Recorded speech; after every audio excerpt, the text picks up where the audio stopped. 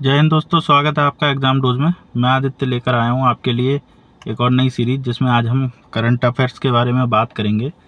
जैसा कि आपको पता है कि सभी प्रतियोगी परीक्षाओं के लिए करंट अफेयर्स बहुत ही महत्वपूर्ण विषय है। करंट अफेयर्स से लगभग 30% जीएस के 30% क्वेश्चन जो है करंट अफेयर्स से ही रखे हुए होते हैं आजकल, क्योंकि वही जीएस तो वही पुराना है, वही क्वेश्चन हैं सारे, उसमें कोई फेरबदल हो नहीं सकता है। तो उसमें जो क्वेश्चन आते हैं वो ज़्यादातर वही आते हैं जो रिपीटेड हो चुके होते हैं, या फिर जिनको हम पढ़ते हैं पहली बार लगता है कि हाँ पढ़ रहे हैं, तो हमारे लिए वो नए होते हैं। पर करंट अफेयर्स जो है बहुत ही महत्वपूर्ण है, क्योंकि करंट अफेयर्स जो है वो ज़्यादातर कॉम्पिटिटिव में नया ही होता है। हर बार में नया क्वेश्चन एक मिल जाता है करंट अफेयर्स में, पर जो जीएस हमारी नॉर्मल है, जिसमें हम हिस्ट्री और जियोग्राफी वगैरह पढ़ते हैं, पॉलिटी वगैरह, उसमें जो है हमें नए क्वेश्चंस नहीं मिलते हैं देखने को, क्योंकि वही सिलेबस, वही सब कुछ वही है। उसमें कुछ बदलाव तो हुआ नहीं है, इतिहास में कोई बदलाव नहीं हुआ, भूगोल में थोड़ा सा माइनर सा बदलाव होता रहता है क्षेत्र में और जलवायु में, तो उसके क्वेश्चंस नए बन जाते हैं, पर इतिहास में नहीं होता है। संविधान में भी बहुत कम होता है, अमेंडमेंट बहुत सारे जो हैं अभी हुए हैं, एक दो संशोधन हुए हैं, पर ज़्यादा नहीं हुए हैं। नीतियाँ भी बहुत कम बदली गई हैं, पर करंट अफेयर्स जो है हर बार में नया मिलेगा। तो आज से हम अपनी करंट अफेयर्स की एक सीरीज़ शुरू करेंगे, जिसमें मैं आपको वीकली करंट अफेयर्स का एक वीडियो डालूंगा, जिसमें आपको पूरे हफ्ते की करंट अफेयर्स मिल जाएगी। अभी ये वीडियो जो है इसमें मैंने मिक्स किया है करंट अफेयर्स को, जो भी हमारे जनवरी फरवरी और उससे पहले के हैं, एक दो क्वेश्चन जो इम्पोर्टेंट हैं परीक्षा के लिए। तो बिना किसी देरी के चलिए आगे बढ़ते हैं। आज का हमारा पहला क्वेश्चन है कि हर साल विश्व किडनी दिवस कब मनाया जाता है। तो देखिए, विश्व किडनी दिवस जो है वो सबसे पहले तो आपको पता होना चाहिए मनाया कब जाता है। तो ये मार्च के दूसरे गुरुवार को, जो भी मार्च का सेकेंड थर्सडे पड़ेगा, उस दिन मनाया जाता है। और इस साल जो बनाया गया था ये 14 मार्च को मनाया गया था। कब मनाया गया था? 14 मार्च को। ये हर साल जो है मार्च के दूसरे हफ्ते में, दूसरे हफ्ते के गुरुवार को या बृहस्पतिवार को मनाया जाता है। चाहे वो 2 तारीख को पड़े, चाहे 9 तारीख को पड़े, पहले 2 को तो नहीं पढ़ सकता, पर 9 को पढ़ सकता है, 8 को भी पढ़ सकता है। तो इस तरीके से जो भी हमारा दूसरा गुरुवार पड़ेगा, उसका आंसर क्या हो जाएगा? मार्च का दूसरा। चलिए अगले क्वेश्चन पे बढ़ते हैं। निम्नलिखित में से कौन भूटान के प्रधानमंत्री हैं? देखिए, अभी 2020 में 21 में इलेक्शन हुए थे भूटान में, तो इससे पहले भूटान में राजा लोगों का वर्चस्व था, राजा ही होते थे भूटान में, पर अब वहाँ पर राजा जो है वो नहीं रहेगा। अब वहाँ पर प्रधानमंत्री जनता द्वारा चुना हुआ एक मुखिया होगा जो राज करेगा वहाँ पर। तो इस हिसाब से वहाँ जो जिग्मे खेसर नामग्याल वांगचुक थे, वो वहाँ के राजा थे, उन्होंने ये नियम लागू किया, और उसके बाद जो पहले वहाँ के प्रधानमंत्री बने हैं वो बने हैं दाशो शेरिंग तोब्गे। तो इसका ऑप्शन ए क्या हो जाएगा? सही हो जाएगा। ऑप्शन ए सही हो जाएगा इसका। अगले क्वेश्चन पे बढ़ते हैं। भारतीय सेना के लिए खरीदेगा 25 उन्नत हल्के हेलीकॉप्टर ALH का उद्देश्य क्या है? देखिए, जो भी खरीदे गए थे हमारे 25 उन्नत हेलीकॉप्टर, उनका मुख्य उद्देश्य जो था वो सशस्त्र बल जो हमारे हैं उनको इधर से उधर पहुंचाना था, तो पहुंचाना है बल्कि। तो इसका सही उत्तर हो जाएगा सैन्य परिवहन के लिए। ऑप्शन बी, सैन्य परिवहन के लिए प्रयोग होंगे। मार्च 2024 में हरियाणा के मुख्यमंत्री कौन बने? तो मार्च 2024 में हरियाणा के मुख्यमंत्री बने थे नायब सिंह सैनी। नायब सिंह सैनी ये कब बने थे? 12 मार्च को। 12 मार्च। ठीक है। अगले क्वेश्चन का आंसर क्या होगा बताइए? फ्लाई 91 क्या है?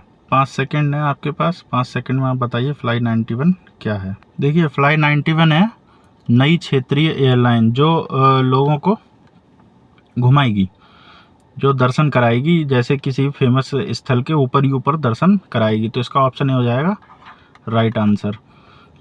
अगला क्वेश्चन है, 12 मार्च 2024 को पोखरण में आयोजित भारत शक्ति अभ्यास का क्या है?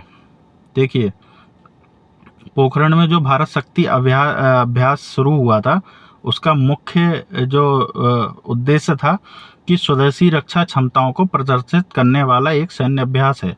स्वदेशी रक्षा क्षमता मतलब जो हमारे पास जितनी भी कैपेसिटी है कि हम किसी भी देश से अगर हमारा कभी युद्ध होता है, जो कि नहीं होगा उम्मीद है, पर कभी अगर युद्ध होता है तो क्या हो कि हमारे जो उपकरण हैं, जो स्वदेशी निर्मित हमारे उपकरण हैं, उनकी हम क्षमताएं देख सकें, हमारी क्षमताएं कितनी हैं। तो इसका सही उत्तर है ऑप्शन। अगले क्वेश्चन पे बढ़ते हैं। हाल ही में मार्च 2024 में किस मादा चीता ने कूनो राष्ट्रीय उद्यान में 5 शावकों को जन्म दिया? ये क्वेश्चन जो है, मुझे ऐसा लगता है कि ये क्वेश्चन आने वाले एग्जाम्स में ज़रूर आएगा, किसी ना किसी एग्जाम्स में, क्योंकि ये क्वेश्चन बहुत इंपॉर्टेंट है। देखिए, गामनी नामक जो हमारे प्रधानमंत्री मोदी जी ने लेके आए थे कूनो नेशनल पार्क में चीता, तो उनमें से कुछ तो मर गए हैं, पर कुछ जो जिंदा हैं उनमें एक गामनी नामक मादा थी जिसने 5 बच्चे जन्म दिए 5 शावकों को। तो ये नाम आप याद रख लिए, गामनी। गामनी नाम की मादा ने 5 शावकों को जन्म दिया। अब अगला क्वेश्चन है, अग्नि 5 मिसाइल के पास कौन सी तकनीक है? तो जाहिर सी बात है तकनीक। क्वेश्चन है हमारा कि तकनीक कौन सी है। देखिए, सबसे पहले तो ये पता होना चाहिए अग्नि 5 मिसाइल है क्या। तो ये हमारे अभी स्वदेश में निर्मित अग्नि 5 मिसाइल बनी है, जिसकी मारक क्षमता कितनी है? 5000 किलोमीटर है। 5000 किलोमीटर, या इसे कह सकते हो 5 सहस्त्र। क्वेश्चन ऐसे भी आ सकता है कि कितने मारक क्षमता है, तो 5 सहस्त्र मारक क्षमता है या 5000 किलोमीटर मारक क्षमता है।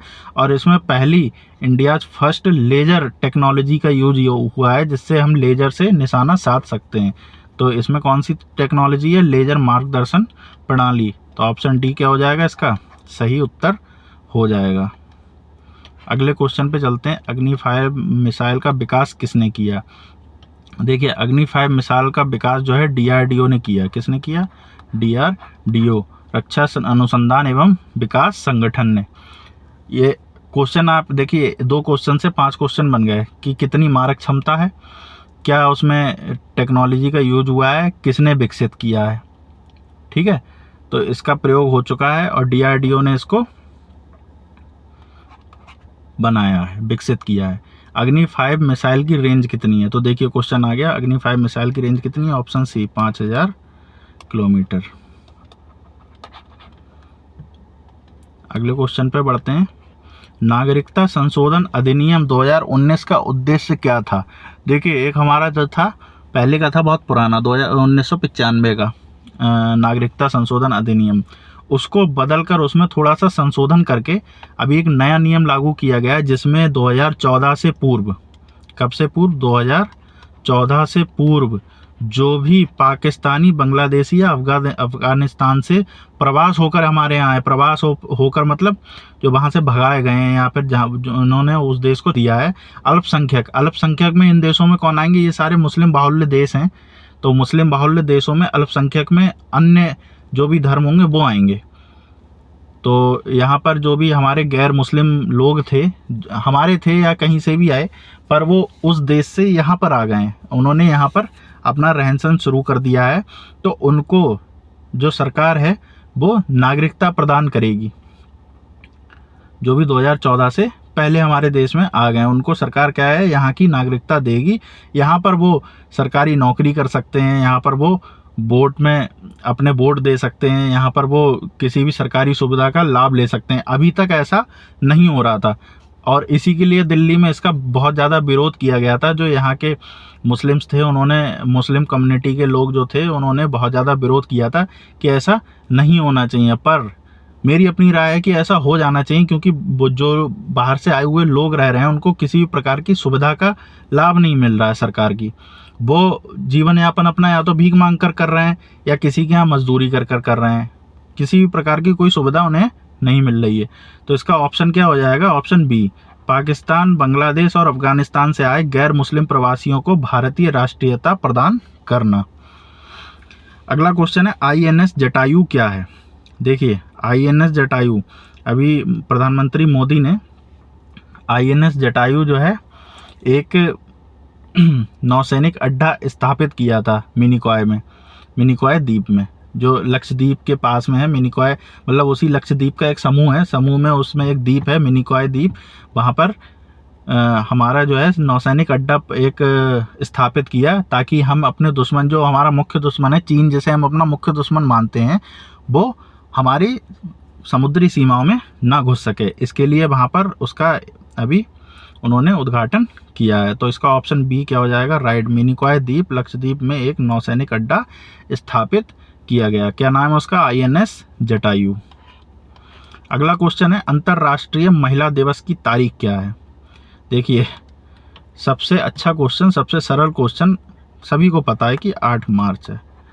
मैं एक क्वेश्चन देता हूं आपको कि 8 मार्च 2024 की थीम क्या थी।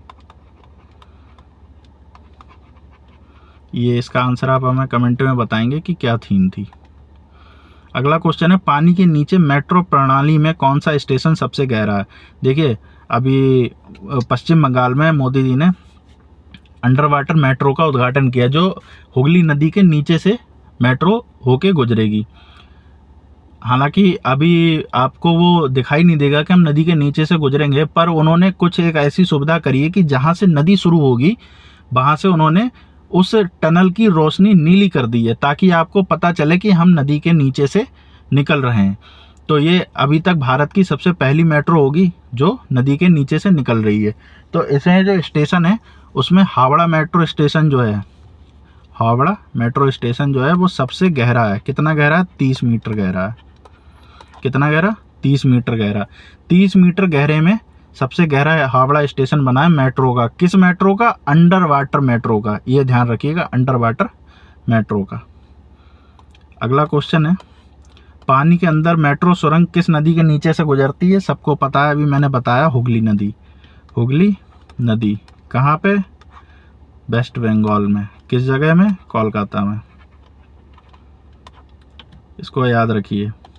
ई किसान उपज निधि पहल का प्राथमिक उद्देश्य क्या है। देखिए, ई किसान जो है वो हमारे जो भी किसान भाई हैं उनके भंडारण और उनको लोन देने के लिए, मतलब जैसे कि अब किसी बहुत कम न्यूनतम ब्याज दर या बिल्कुल ही नहीं है, किसी प्रोडक्ट में बिल्कुल ब्याज नहीं है या फिर न्यूनतम ब्याज है, न्यूनतम ब्याज पर उनको लोन दिया जाएगा, उनको पैसा दिया जाएगा, ताकि वो खेती में उन्नत प्रकार की खेती कर सकें।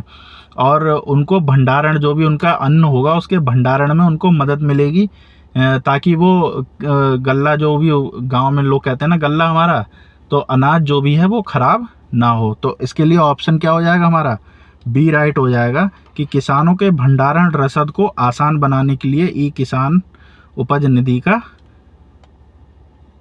आविष्कार किया गया या प्राथमिक उद्देश्य था।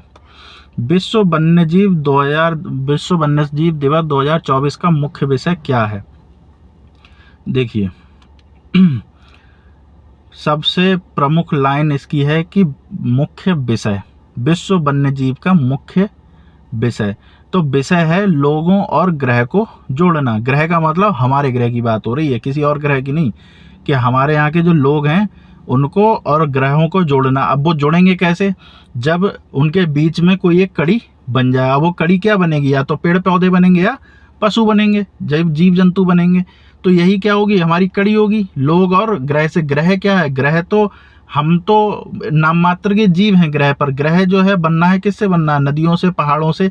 इसकी सुंदरता किससे, इन्हीं चीज़ों से। तो इनको क्या है, इनको संरक्षण करना। वन्य जीव जब जिंदा रहेंगे तो हम उन्हें देखेंगे, जंगल जिंदा रहेंगे तो हम उन्हें देखेंगे। तो इसलिए लोगों और ग्रहों को जोड़ना ही इसका मुख्य उद्देश्य है। तो इसका ऑप्शन क्या हो जाएगा, सी सही हो जाएगा। लोगों और ग्रह को जोड़ना, वन्यजीव संरक्षण में डिजिटल नवाचार की खोज। अगला आता है 96वें अकादमी पुरस्कार में सर्वश्रेष्ठ अभिनेता का ऑस्कर पुरस्कार किसने जीता। तो देखिए, सर्वश्रेष्ठ अभिनेता का ऑस्कर पुरस्कार जो है ये जीता था सिलियन मर्फी ने। किसने, सिलियन मर्फी। किस फिल्म के लिए जीता, तो फिल्म का नाम है ओपनहाइमर। फिल्म का नाम है ओपनहाइमर। ओपनहाइमर फिल्म के लिए सिलियन मर्फी ने बेस्ट एक्टर का अवार्ड जीता था। क्यों, ये एक हमारे ओपनहाइमर एक वैज्ञानिक थे जिन्होंने परमाणु बम की खोज की थी, और इन्हीं के बनाए हुए परमाणु बम को हिरोशिमा पर गिराया गया था, जिसका नाम था लिटिल बॉय। और जो नागासाकी पे गिराया गया था उसका नाम क्या था? Fat man. तो लिटिल बॉय और फैट मैन जो परमाणु बम गिराए गए थे, तो उसमें जो लिटिल बॉय पहला परमाणु बम जो हिरोशिमा पर गिराया गया था वो ओपनहाइमर ने ही बनाया था। तो ये फिल्म जो है उनके जीवन पर बनी हुई है, जीवन पर आधारित है, जिसमें मुख्य भूमिका में सिलियन मर्फी ने अपनी अदाकारी का बेहद उत्कृष्ट नमूना प्रस्तुत किया है हम लोगों के सामने। आप ये फिल्म ज़रूर देखिए। जो भी विज्ञान में रुचि रखते हैं उनको ये फिल्म ज़रूर देखनी चाहिए, क्योंकि इसमें सभी विज्ञान की सारी विधाओं का प्रयोग कर लिया गया है, और साथ ही साथ आपको ये बताया गया है कि ओपनहाइमर गीता के कितने बड़े भक्त थे, कि उन्होंने गीता के उपदेश को इसमें कोट भी किया है। फिल्म में नहीं, रियल लाइफ में भी अपने कोट किया था गीता के उपदेश को। तो आप जो है ये फिल्म ज़रूर देखिए। और सिलियन मर्फी जो हैं आप जानते होंगे, अगर नहीं जानते हैं तो उन्होंने ज़्यादातर जो मूवी की हैं वो क्रिस्टोफर नोलन के साथ में की हैं। उनकी जो आपने देखा होगा था डार्क नाइट में, जो हमारे वो पहनता था ना मुखौटा टाइप का उसका बोरे का, वो सिलियन मर्फी था। और बहुत ज़्यादा फेमस इसकी एक वेब सीरीज़ है पीकी ब्लाइंडर्स, नेटफ्लिक्स पे है, वो भी सिलियन मर्फी की है। अगले क्वेश्चन पे चलते हैं। किस फिल्म को सर्वश्रेष्ठ ऑस्कर पिक्चर पुरस्कार मिला? तो जाहिर सी बात है, मैंने आंसर बता दिया, ओपनहाइमर। अच्छा, अगला क्वेश्चन है, उत्तर प्रदेश में धर्मपथ परियोजना का उद्देश्य क्या है? देखिए, धर्मपथ परियोजना नितिन गडकरी ने, जो हमारे केंद्रीय परिवहन मंत्री हैं नितिन गडकरी जी, उन्होंने अभी रिसेंटली उत्तर प्रदेश में धर्मपथ परियोजना का शुभारंभ किया, जिसमें जो एक 4 लाइन हाईवे बनाएंगे वो, जो जौनपुर को अयोध्या, वाराणसी और मिर्ज़ापुर से सीधे सीधे जोड़ेगा। मतलब वो हाईवे जो है इन्हीं 4 शहरों को एक साथ जोड़ेगा, ताकि किसी को इधर से उधर ना जाना पड़े। मुख्य इसका उद्देश्य है कि अयोध्या में पर्यटन का विकास करना। सीधा उद्देश्य इसका यही है कि अयोध्या में जो है, वाराणसी अयोध्या में पर्यटन का विकास करना। अब चूंकि वाराणसी अयोध्या के बीच में जो मुख्य सबसे पहला शहर पड़ेगा, जो बीच में बिल्कुल पड़ेगा, वो पड़ेगा जौनपुर। जौनपुर से बनारस भी 100 किलोमीटर की रेंज में, और जौनपुर से अयोध्या भी 100-150 किलोमीटर की रेंज में। तो वो एक सीधा 4 लाइन हाईवे बना रहे हैं, जो मिर्ज़ापुर से और जौनपुर तक आएगा, जिसमें आप बनारस अयोध्या सभी को घूम सकते हैं। तो इसका ऑप्शन क्या हो जाएगा? ऑप्शन सी, जौनपुर को अयोध्या, वाराणसी और मिर्ज़ापुर से जोड़ना। अगले क्वेश्चन पे चलते हैं। रिपोर्ट के अनुसार किस भारतीय राज्य में तेंदुओं की आबादी सबसे अधिक दर्ज की गई है? देखिए, अभी 2024 में रिपोर्ट हुई थी, उसके अनुसार सबसे ज़्यादा आबादी जो है तेंदुओं की वो मध्य प्रदेश में थी। कहाँ? मध्य प्रदेश में। क्यों थी? क्योंकि अभी यहाँ पे तेंदुए बढ़ाए भी तो गए थे मोदी जी द्वारा। कहाँ पे? कूनो नेशनल पार्क में। तो ये क्वेश्चन याद रखिए। अगला क्वेश्चन है, भारत के पहले सेप्टिक टैंक सफाई रोबोट का नाम क्या है? तो देखिए, सबसे पहले सेप्टिक सफाई रोबोट का नाम है होमोसेप एटम। क्या नाम है? होमोसेप एटम नाम है। अब आप ये बताइए कि ये इसका विकास किसने किया, किसने विकसित किया? कमेंट में बताइए किसने विकसित किया है। बहुत ही सुंदर, मैं एक हिंट दे रहा हूँ, IIT ने किया है। कौन से IIT ने किया ये आप मुझे बताएंगे। अगला क्वेश्चन है, फरवरी 2024 में नई दिल्ली में PM मोदी द्वारा उद्घाटन किया गया भारत टैक्स 2024 कार्यक्रम किस क्षेत्र से संबंधित है? तो देखिए, ये सीधा सीधा किससे संबंधित है? कृषि से। वो सॉरी कृषि से नहीं, कपड़े से, टेक्सटाइल। किससे संबंधित है? टेक्सटाइल से। फिर से लिख देता हूँ, टेक्सटाइल या कपड़े से। तो भारत टैक्स किससे संबंधित है? कपड़े से। क्यों कपड़े से? इन्होंने यहाँ पे